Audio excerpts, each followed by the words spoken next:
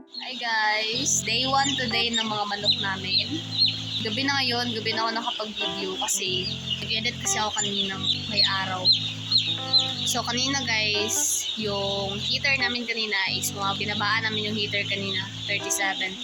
So ngayon, yung nagiging room temp sa loob is nasa 35 to 36 degrees Celsius yung nare-record dun sa Evolution.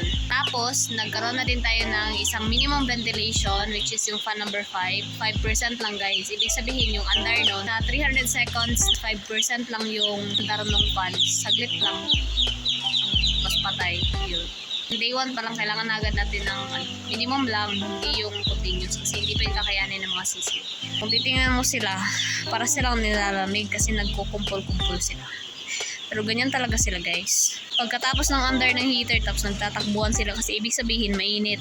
So kahit nakikita mo silang parang nagkukumpul-kumpul, nagpapahinga lang yung mga yan guys. So gabi na ngayon, hindi ko na i-adjust yung heater guys. 37 talaga yun.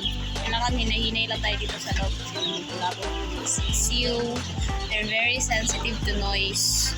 So yun yung update today guys. As for the mga inlet curtain, mga cortina, mga sapal, so hindi pa namin yung ginagalaw. Yung ginalaw lang namin ngayon is yung thermostat, yung heater. Time check, it's 9 PM na. So, pakita ko lang sa inyo yung mga papel. Yung itsura ng mga papel ngayon guys. Medyo basa na sa ipot diba? Day 1 kasi is nag-ano pa kami. During day 1 kasi is naglalagay pa kami ng feeds. Day 0 and day 1 may feeds pa sa mga papel. Pagka day 2 wala na guys. Kasi maiiputan na nila.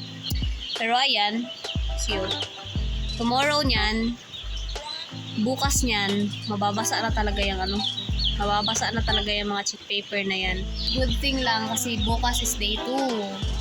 And start na kami bukas ng tanggal na papel, which is ang gandahan nun, ngayon hindi pa sila as in totally soaked kasi hindi naman masyadong basa pa yung hindi pa masyadong basa yung papel. So pag nagtanggal kami ng papel bukas, yung mga tiyan ng mga sisiw is dry pa rin kasi hindi pa sila totally hindi pa sila as in talagang babad sa ipot nila.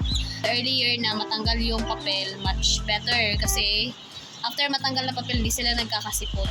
Kasi kapag na-soak yung mga sisiyo sa ipot nila ng matagal, like for example, let's say kahit day 4 lang, day 4 kayo magtanggal ng papel. Kasi ganun kami dati, day 4 pa kami nagtatanggal ng papel. So, pagtapos talaga guys, pagtanggal talaga ng mga papel, sure talaga na merong pisik yung mga manok.